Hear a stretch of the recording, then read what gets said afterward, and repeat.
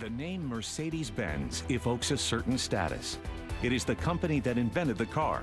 But even for this storied brand, there is one car that stands out from the rest. It's just breathtaking.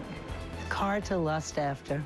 Well, the 540K Special Roadster, the first time I saw it, I couldn't believe it. I thought it must be something for Hollywood film, special creation. Because how could you drive a car like this on the road? It is too beautiful. It is just stunning. An automobile that even seasoned collectors dream of. I decided I wanted to have a Mercedes 540K the first time I ever saw one.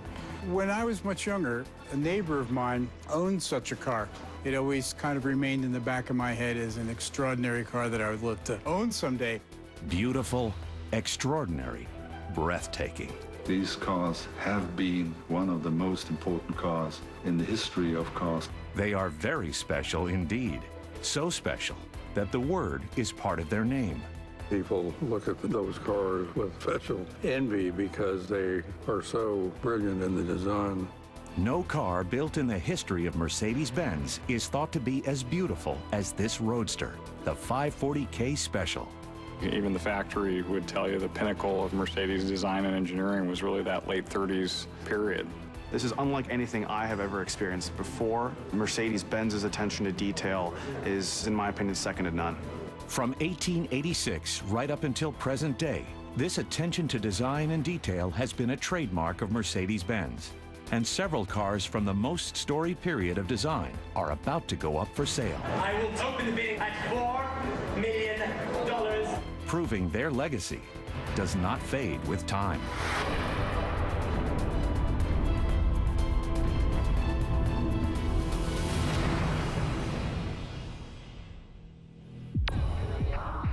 It's 8 a.m. on Thursday, the opening day of Pebble Beach Car Week. The Tour de Elegance has attracted some of the finest cars in Monterey. Good morning, ladies and gentlemen. We're going to start the tour in 15 minutes. This annual event provides a first look at cars expected to be shown at the Concours on Sunday.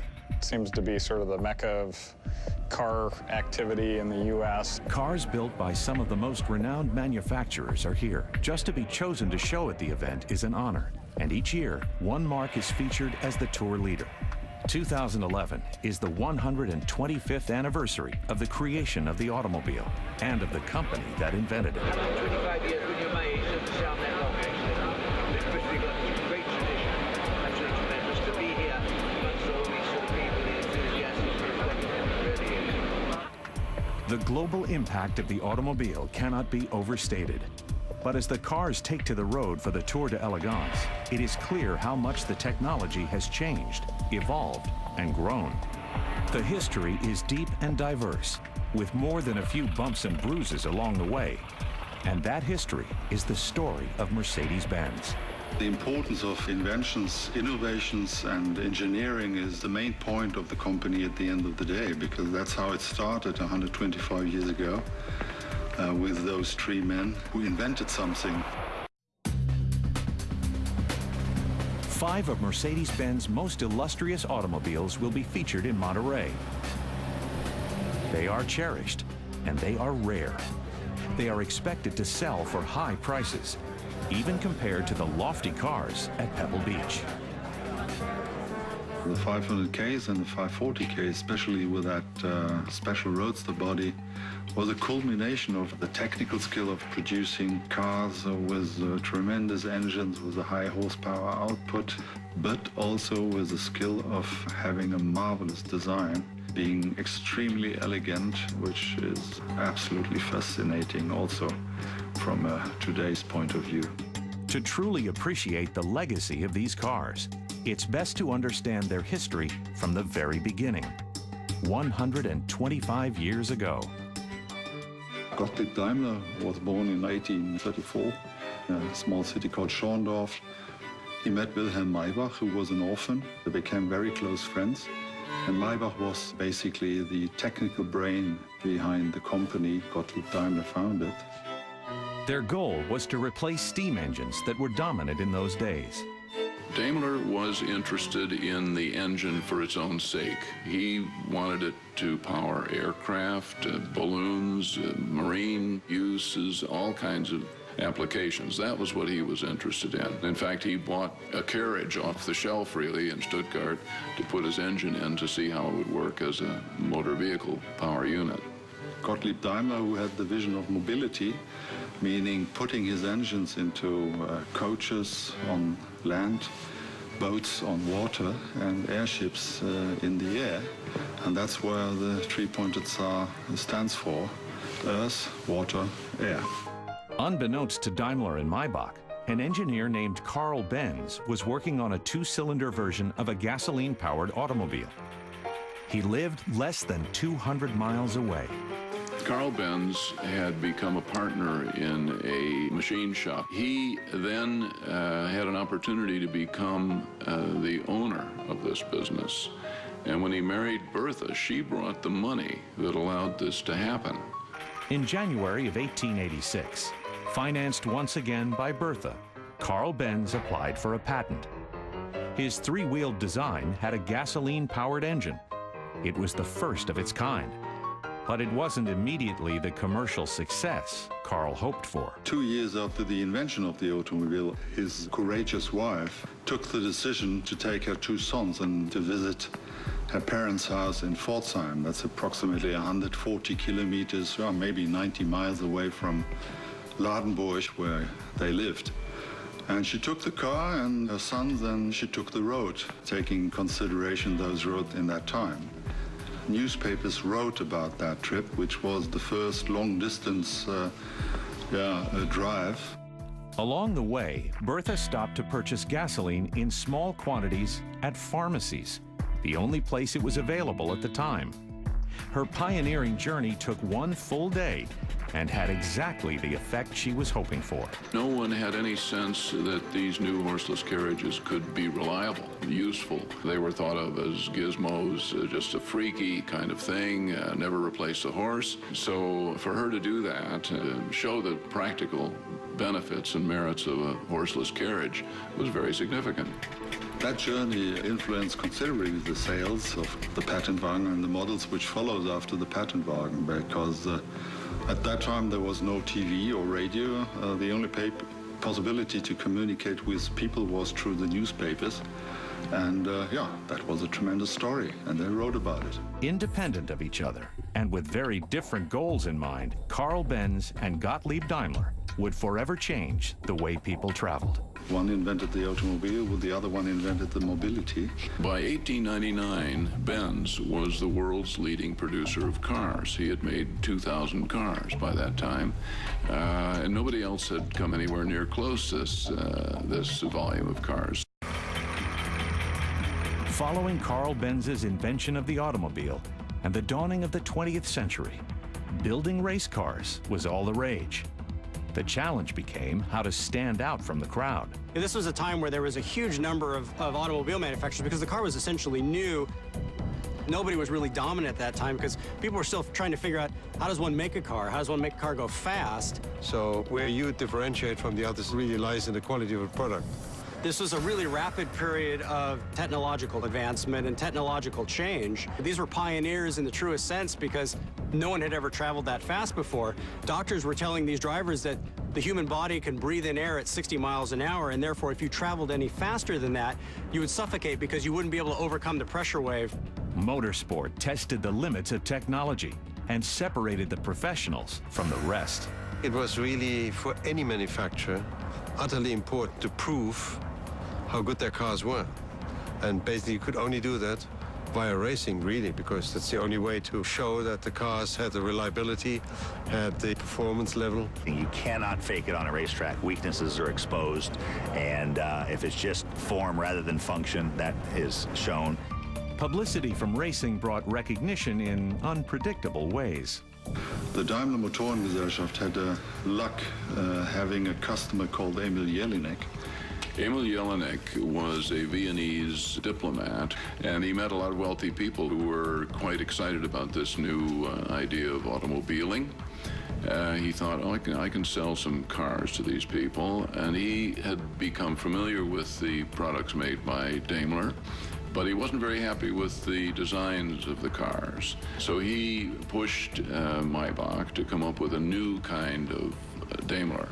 And so Wilhelm Maybach, as chief constructor, he invented a chassis with a lower center of gravity, and that allowed a better road holding. A honeycomb radiator, mechanically operated inlet valves, things that we take for granted today but were revolutionary at the time. And having a new car for 1901, Jelinek thought, well, I'd better give it a name that would be suitable for sale in the French-speaking markets. And it happened that his eldest daughter's name was Mercedes, which is more Spanish than French, but it sounds not German. Daimler's new Mercedes dominated for the first few years of the century. They clashed for the first time in a big way in the French Grand Prix in 1908. The French were annihilated, and they had a very, very close race, which Mercedes won narrowly against Benz. Then, in 1909, Benz debuted the vehicle that would race to fame as the Blitzen-Benz. The Blitzen-Benz, or the Type RE as it's known, was ostensibly built exclusively for land speed record attempts. I think it was interesting that the Benz engineers saw the advantage of starting to incorporate aerodynamics, and if they could make the car less of a brick through the air, as some of the other ones were, with the idea of trying to convert that energy into speed rather than just pushing air. The Blitzen-Benz would be the most successful race car of the time period, setting and breaking its own land speed record at over 125 miles an hour. To the best of my knowledge, I'm one of only 3 people in the world living that has ever driven that car. The Blitzen-Benz to drive is just, in short, a scary beast. It is an incredible, incredible car. It's rather unwieldy. It has an enormous 21.5-liter engine that makes 850 foot-pounds of torque, which means it's got a tremendous amount of power with almost no stopping ability and very, very little tire contact patch. The Blitzen-Benz is the only car that's ever set 3 consecutive land speed records in 3 different years with 3 different drivers. In an era when setting records was the fastest way to get noticed, both Mercedes and Benz were making their names known. I think it was enormously important to Benz brand at the time because certainly here in the United States, Benz was not very well known. This car really put the name on the map here in the United States. Racing through the decades was always a top issue. It was a source of national pride and national humiliation, of course, too. But for Mercedes, it was very important. They made some beautiful road cars, but they also proved that they can make the most reliable, the most solid race cars, too. That's a part of that DNA that is traceable both throughout both companies when they were independent, in the combined Mercedes-Benz right up through the pre-war and post-war period. I think looking back, it was really a very important field to show that how good you were. 4 days before Pebble Beach Car Week, it's time for retired Air Force General William Lyon and his son Bill to send their cars off to Monterey. From their family's large collection of automobiles, the Lyons will be parting with a 500K Roadster, a 540K Special Roadster, and a 540K Special Coupe. This one's, to me, is totally different just because it's more streamlined, less chrome, kind of sleek, you know. And when you think back, it's very hard to think of something of that era that would match this. World War I was over, but the 1930s were troubled times in their own right. Hardly a time to make beauty a priority. There was a big economic crisis in the world everywhere. There was inflation, there was not enough work, there was the first big financial crash and all that. That happened all in the late 20s into the early 30s. There was a recession followed by a humongous inflation, and Germany was cut off from some of her traditional export markets after the war. She was, after all, a loser in a world war. People were not excited about buying German cars, so the situation was difficult for both Benz and Daimler. The German economy couldn't sustain both Daimler and Benz as independent companies.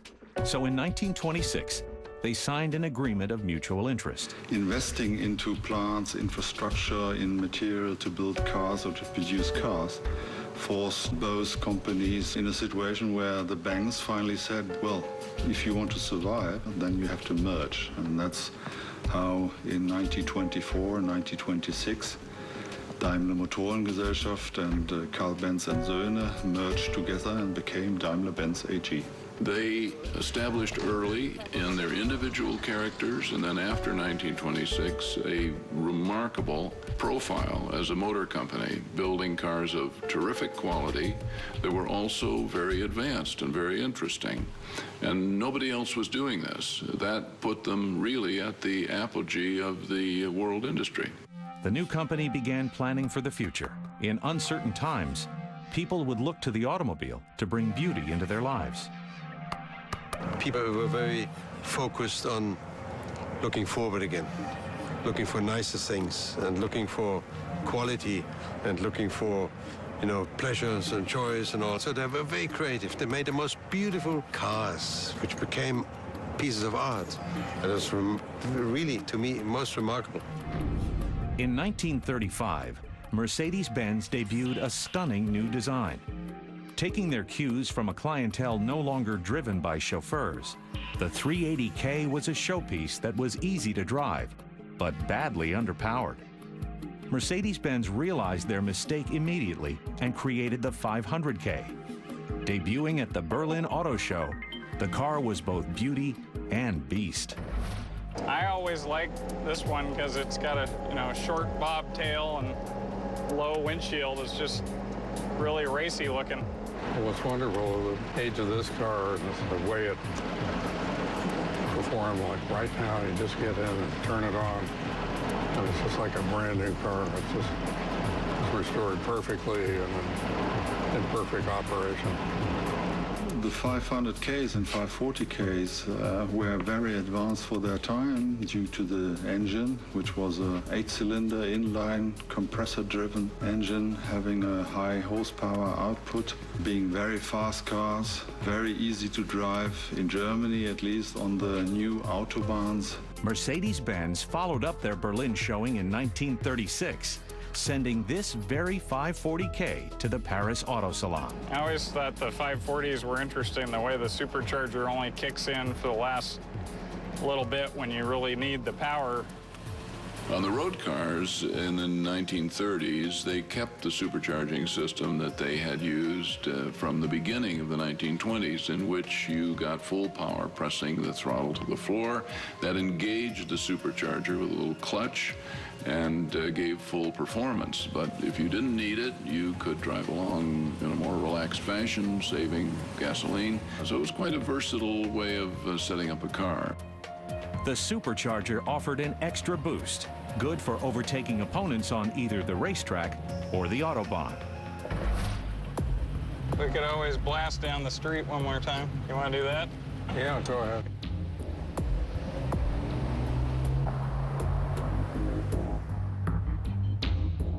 We were thinking about driving to Tijuana, but we changed our mind. Hard to let go of this one. Looks terrific. Drives wonderfully. I'm just glad he let me drive it. I wasn't prepared for that. The whole car collecting thing's kind of an emotional thing. You get attached to them, but I'm sure they'll find a good home. Mercedes-Benz built few of the 500 and 540Ks. Altogether, just under 500 cars. The craftsmanship was of the highest order. The details of every piece of every car were recorded, and those records preserved, a legacy that became invaluable when the cars came up for sale, and experts from the Mercedes-Benz Classic Center were called upon to verify the correctness of each car. Once we consigned the grouping of Mercedes-Benz automobiles to auction, we reached out to them. He told me that he was going to bring in a team of experts from Mercedes-Benz to verify the car, and I thought that was a great idea to give it the credibility that it really needs. At the same point, since I didn't know the car from when it was built, I wasn't as certain that it was authentic. Automotive investor and prominent car collector Dennis Nicotra was not alone.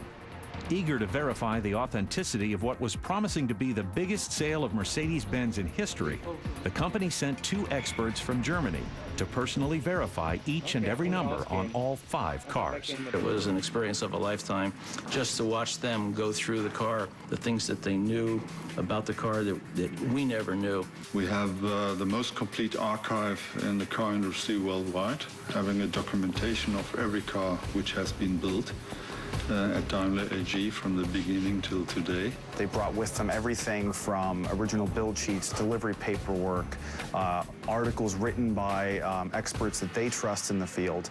And in each case, all of these things completed a cohesive portfolio in the car, along with period images to corroborate exactly what they were looking for.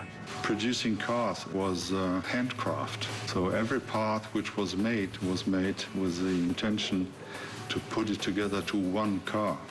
And that is very important to know where you have to look to realize if those parts are the matching parts for the authentic car. They inspected the car from top to bottom over a period of several hours with the intention of discovering if it is precisely the way the car was born. They took the floorboards out to look at the numbers to make sure that they matched all the different components to make sure that the numbers matched. It was really great, and it was also gratifying and to know that at the end of the day that the car was built the way it is today. Mercedes-Benz Classic Center is preserving their legacy for future generations. When you send an expert in to inspect an automobile that is 80 years old or 70 years old, you're bound to find something that was been replaced or is incorrect, and it's amazing how correct these automobiles were. It was really watching history being uncovered in an archaeological sense almost. It was very fascinating. It's Saturday night in Monterey. Car enthusiasts eagerly await the sale of the exclusive Mercedes-Benz 500 and 540Ks. Mercedes-Benz automobiles were the top of the pile back then. It was Mercedes-Benz, Rolls-Royce, Duesenberg, and people that collected these automobiles were very much into their automobiles. You know, they were particularly wealthy people, but also interested in the German engineering and the dependability of Mercedes. But at the same time, you know, I mean, they're gorgeous cars. A car of pure, singular beauty. Now, if this car cannot be described as a masterpiece, as a rolling sculpture, I really don't know what can. These cars were just sort of luxury pillars of sheer engineering and designing exuberancy. Ladies and gentlemen, lots of interest in this special motor car. I'm opening the bidding at $1 million. At $1 million, thank you, sir. $1 million I have. When you think about kind of the coach-built era, it's sort of unusual to see the best examples of the coachwork coming out of the factory shop. Usually that was subbed out to some other designer with American cars with the Packards and the Duesenbergs. 2.4, thank you. That's $2.4 million. Buyers collaborated with a designer of their choice to create the car of their dreams. And yet, of course, very clever and very gifted bodybuilders. So they all made slightly varying bodies for these cars. That's 2.8, then it's going for the first time. That's $2.8 million then for the second time, ladies and gentlemen. For the third and the last time, that's $2.8 million. That's $2,800,000 all done. Sold. Well done. Thank you. The bodies for the 500K and 540Ks were created in-house at Mercedes-Benz by specialists at the Sindelfingen factory. Sindelfingen had what they called the Sonderbau, the special construction section. The Sonderbau was there to make interesting, unique, unusual cars that would cause a furore at the automobile shows and complement, indeed, the very advanced character of the chassis. In 1936, Mercedes-Benz 540K Sport Cabriolet A by Sindelfingen. This particular car, I really fell in love with. I love the design of the special cabriolet, the long nose on the car, the setback grille, the dual spares on the back. Perfect harmony. Ladies and gentlemen, I'm opening the bidding at $1 million now. $1 million, thank you, sir. Opening bid of $1 million. At one, thank you. It's a fabulous driving car, and they are so incredibly advanced that the only way to truly describe it is to get behind the wheel and drive it. It just doesn't get any better. It's a wonderful experience. Thank you. $2,250,000. Thank you. $2.5 million I'm bid on the telephone. 2.6. Do I have 2.7, Dana? That's $2,700,000 all done, all finished. Sold your car, well done. $2,700,000. When you educate other people and look at it and try to compare it to, say, other just regular American cars, the design was, from the beginning, was way ahead of everybody else. 1939, Mercedes-Benz 540K Special Roadster.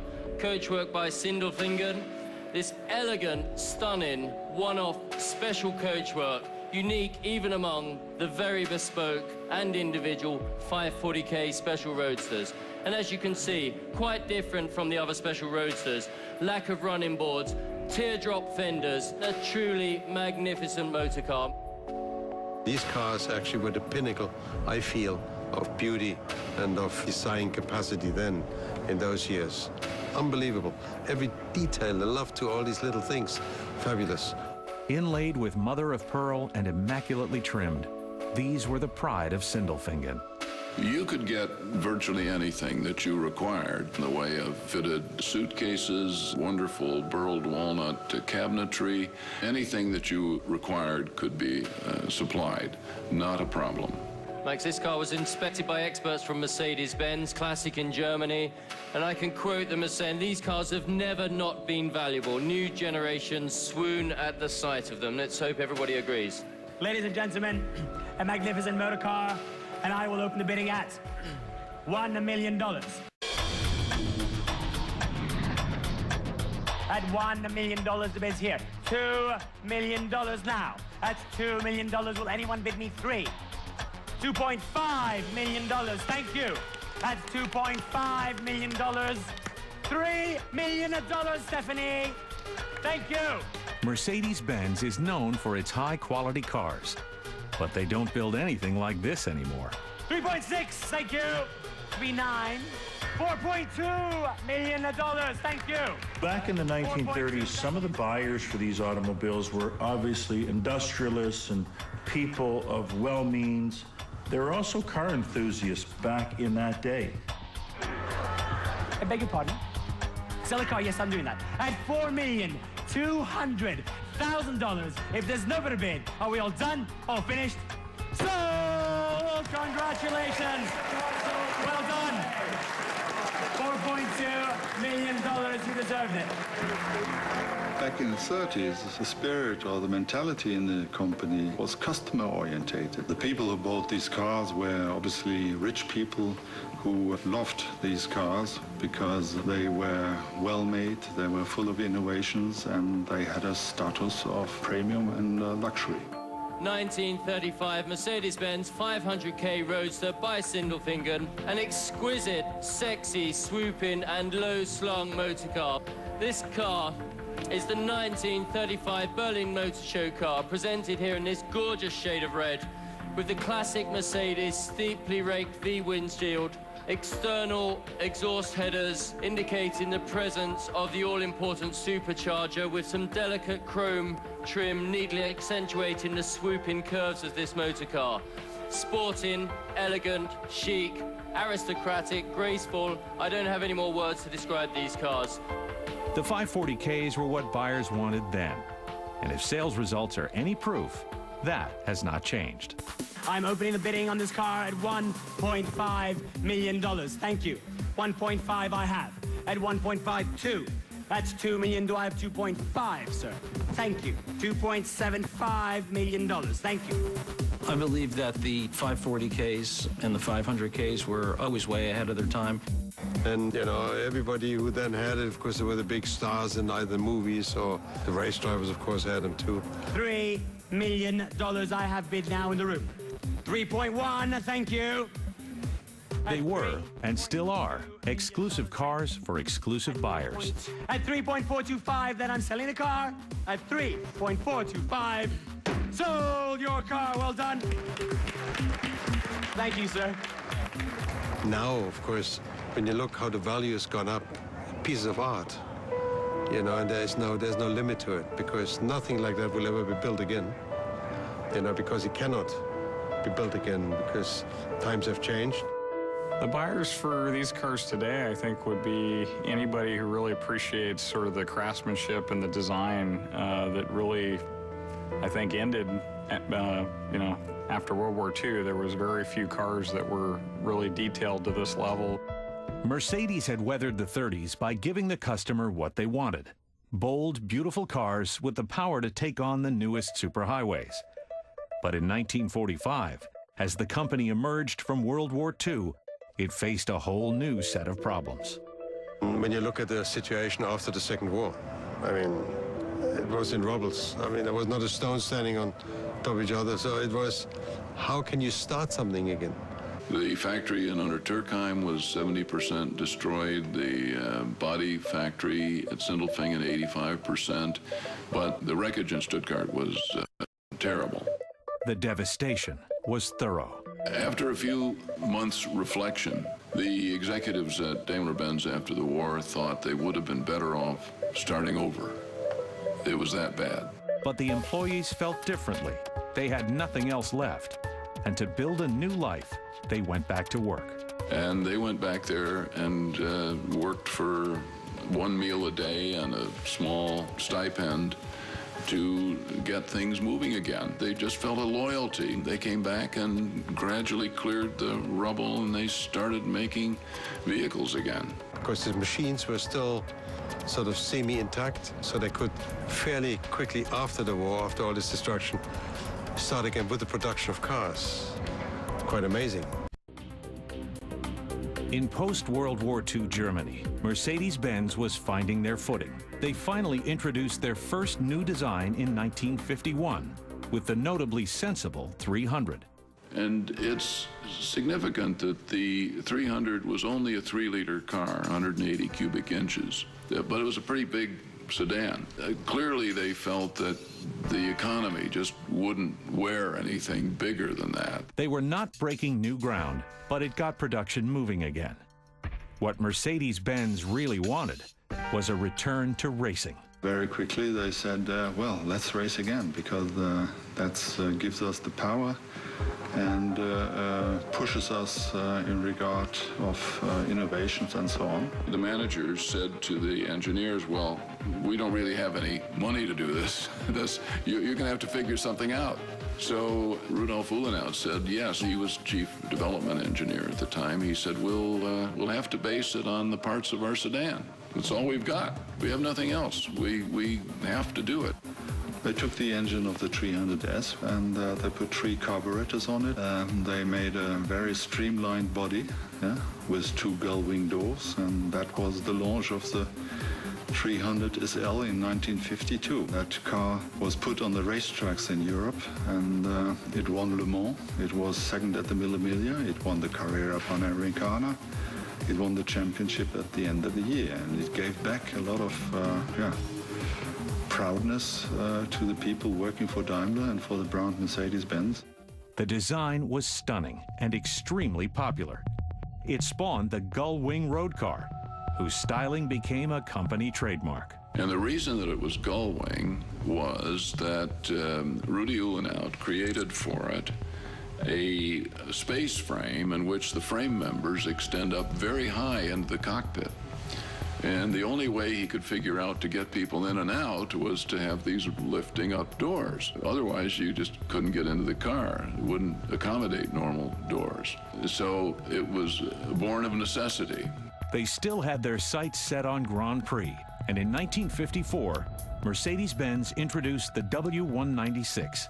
It ran the faster tracks with a distinctive streamlined body, and while an open-wheeled version was built for the tighter courses, it was the streamliner which led to the company's next creation, the 300 SLR. I think it was Mercedes' success came to quite a few things. First of all, making a car of the quality of the 300 SLR, which is without doubt the finest sports car that's ever been built. I mean, the speed, the power, the performance, the handling, and the fact that it wouldn't break.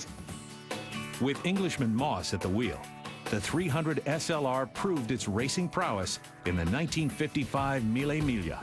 My car was 7:22 in the morning, so hence the number 722. You've got about 700 or 800 Italians and Frenchmen and the Germans and everybody going into this event. The frightening thing about it was the speeds were so high. The SLR was an incredible car because, first of all, it's quite large. If you see it, you say, man, got only 3 litres. That's the first thing. Secondly, it's not a very lightweight car. I mean, it's a fairly solid machine. They were doing it with less capacity than the other guys. Maserati had 4.5-liter cars, Ferrari 3.9-liter, Jaguar 3.8, Cunningham 5.2. You know, they were really going to have to pull everything out that they could to make this 300 SLR sports car a competitive automobile. The race was, of course, something over 10 hours, and to drive a car flat out for 10 hours, it says a lot for the car. Moss finished the 1,000 miles a full half-hour in front of the second-place car, also an SLR. And on the last segment of the race, I reached 165.1 miles an hour to show the car wasn't worn out. So it gives you an idea of just what that car was like. Absolutely incredible. The win made Moss an instant legend, but Sterling gives credit to the car itself. Every time I get in 722, the real job, I'm staggered. I am staggered at the performance, the road holding, even the braking. I mean, it is an amazing piece of machinery. It just underlines the amazing technology that they had at their fingertips at that time. That was the first time a German car had won since Rudy Caracciolo won with a Mercedes-Benz in 1931. And I think those were the only 2 times that an Italian car didn't win the Mille Miglia. So that stands forever to the credit of Mercedes-Benz. Mercedes-Benz was invincible in 1955, but a disaster at Le Mans made them reconsider their racing program. The activities of building and preparing these cars absorbed virtually the whole engineering staff of the company. They'd really proven their point that they're back, their powers are again what they once were as a company, and I think they felt, well, okay, we got to call a halt here. This has been good. We've achieved something. Let's move on. The future of Mercedes-Benz lay with their production vehicles. The Gullwing was wildly popular, and it led to another success, the 300 SL Roadster. My favorite car on earth is a 300 SL Roadster. I think the proportions of this car are just hard to be improved on. It's elegant, but it's aggressive. It's about as good as it gets, as far as I'm concerned. The 300 SL introduced the horizontal open grille with a big star in the middle. Very simple, nothing fussy or fancy about it, but it was a new look to indicate a kind of more sporty personality. So, and that all began with the 300 SL. Mercedes-Benz was back to doing what they did best, creating incredible roadsters for their exclusive clientele. In its 125th year, Mercedes-Benz debuted the all-new AMG Roadster. 550 horsepower with, 3,600 pounds. The acceleration is neck-snapping. The key is, and this is both in racing and in road cars, how can you make it as civilized and smooth as possible, both in the way you drive it, and then on the engineering side, how can you make it so it's well-behaved? And so Mercedes, with their AMGs, has a different standard almost than everybody else. Mercedes-Benz has set their AMG group loose to take their success on the racetrack and create a new breed of roadsters. The AMG SLS is a car that shows that the heart and soul of Mercedes-Benz is still in pretty tough, exciting automobiles. I think it's kind of just the tip of the spear. There's a lot more of that to come, and it's exciting for me. I'm almost speechless. 1937 Mercedes-Benz 540K Special Roadster by Sindelfingen. One of the most stylish, chic, powerful, desirable, and well-engineered motor cars of all time. 5.4 litres of thoroughbred German supercharged horses pulling along one of the most breathtaking designs ever created. And as this 80-year-old Mercedes-Benz 540K Special Roadster rolls up in Monterey, it is ready to prove that modern-day Mercedes-Benz Roadsters have quite a legacy to live up to. This is quite simply automotive art at its finest and rarest. This car certainly deserves one more round of applause because it is absolutely stunning. They are appreciated worldwide by collectors of automotive style and design, including four-time Concours d'Elegance Best in Show winners Sam and Emily Mann. It is the quintessential classic elegance. The long flowing fenders, the pointed radiator set far enough back that it just, you know, the fenders were prominent. All the curves on this, all the forms, all the jewelry that they've highlighted with the interior, the chrome that's everywhere on the car, just goes to make the most extraordinarily perfect whole in terms of automotive design. Ladies and gentlemen, I will take and open the bidding here at $4 million on this car, ladies and gentlemen, now. Thank you. $5 million. Of the few special roadsters that were created, only 3 had this particular and beloved body styling. It's just breathtaking. I don't know if that's a feature, but I think that that breathtaking is the way to describe it. Every line seems perfect. They've thought of everything. They considered every angle, every aspect, on the interior and the exterior. Hard to say what's the best part. The detail work on them, it's really brings tears to your eyes sometimes. It's fantastic. $6.5 million, thank you, Annette. $7 million now coming in. The staggeringly high prices prove that these cars, produced in a very different age, still represent the finest combination of art and engineering in automobiles. These cars have been one of the most important cars in the history of cars. It was a pioneering car in its day and is representative of the legacy that Mercedes-Benz continues to maintain. Thank you. 7.5 I have taken. New bidder. That's $7.5 million. We are here today, and we invented the automobile 125 years ago. Sell it. Are we all done? $8,800,000 all done. All finished. I shall sell the car. Sold the RM way. Thank you. Congratulations.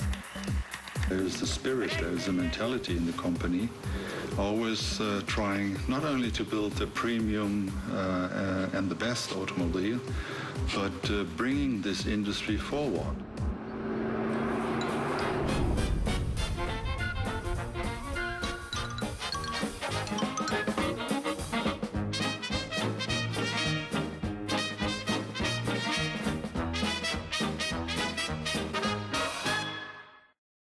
And to see how it would work as a motor vehicle power unit.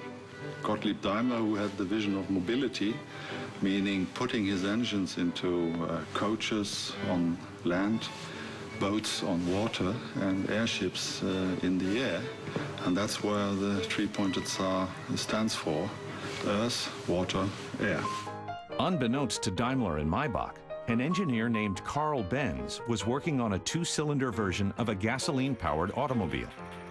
He lived less than 200 miles away. Karl Benz had become a partner in a machine shop. He then had an opportunity to become the owner of this business. And when he married Bertha, she brought the money that allowed this to happen.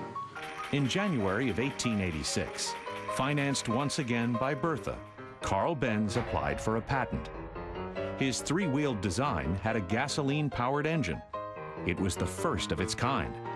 But it wasn't immediately the commercial success Karl hoped for. 2 years after the invention of the automobile, his courageous wife took the decision to take her 2 sons and to visit the 500Ks and the 540K, especially with that special roadster body, was a culmination of the technical skill of producing cars with tremendous engines, with a high horsepower output, but also with the skill of having a marvelous design, being extremely elegant, which is absolutely fascinating also from today's point of view. To truly appreciate the legacy of these cars, it's best to understand their history from the very beginning. 125 years ago. Gottlieb Daimler was born in 1834 in a small city called Schorndorf. He met Wilhelm Maybach, who was an orphan. They became very close friends. And Maybach was basically the technical brain behind the company Gottlieb Daimler founded. Their goal was to replace steam engines that were dominant in those days. Daimler was interested in the engine for its own sake. He wanted it to power aircraft, balloons, marine uses, all kinds of applications. That was what he was interested in. In fact, he bought a carriage off the shelf, really, in Stuttgart to put his engine. The name Mercedes-Benz evokes a certain status. It is the company that invented the car. But even for this storied brand, there is one car that stands out from the rest. It's just breathtaking. A car to lust after. Well, the 540K Special Roadster, the first time I saw it, I couldn't believe it. I thought it must be something for Hollywood film, special creation. Because how could you drive a car like this on the road? It is too beautiful. It is just stunning. An automobile that even seasoned collectors dream of. I decided I wanted to have a Mercedes 540K the first time I ever saw one. When I was much younger, a neighbor of mine owned such a car. It always kind of remained in the back of my head as an extraordinary car that I would love to own someday. Beautiful, extraordinary, breathtaking. These cars have been one of the most important cars in the history of cars. They are very special indeed. So special that the word is part of their name. People look at those cars with special envy because they are so brilliant in the design. No car built in the history of Mercedes-Benz is thought to be as beautiful as this roadster, the 540K. And each year, one marque is featured as the tour leader. 2011 is the 125th anniversary of the creation of the automobile and of the company that invented it. 25 years when you're my age doesn't sound that long, actually. Especially got a great tradition. Absolutely tremendous to be here amongst all these sort of people, the enthusiasts for what really is. The global impact of the automobile cannot be overstated. But as the cars take to the road for the Tour de Elegance, it is clear how much the technology has changed, evolved, and grown. The history is deep and diverse, with more than a few bumps and bruises along the way. And that history is the story of Mercedes-Benz. The importance of inventions, innovations, and engineering is the main point of the company at the end of the day, because that's how it started 125 years ago. With those three men who invented something. 5 of Mercedes-Benz's most illustrious automobiles will be featured in Monterey. They are cherished, and they are rare.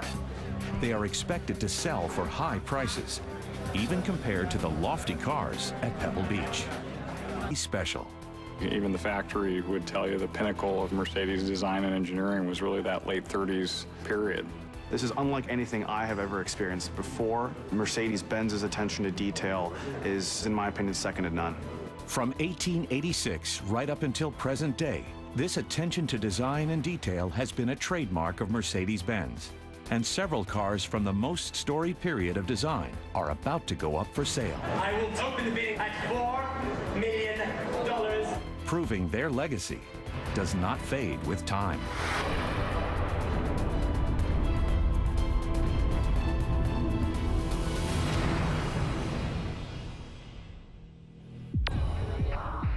It's 8 a.m. on Thursday, the opening day of Pebble Beach Car Week. The Tour de Elegance has attracted some of the finest cars in Monterey. Good morning, ladies and gentlemen. We're going to start the tour in 15 minutes. This annual event provides a first look at cars expected to be shown at the Concours on Sunday. It seems to be sort of the mecca of car activity in the U.S. Cars built by some of the most renowned manufacturers are here. Just to be chosen to show at the event is an honor.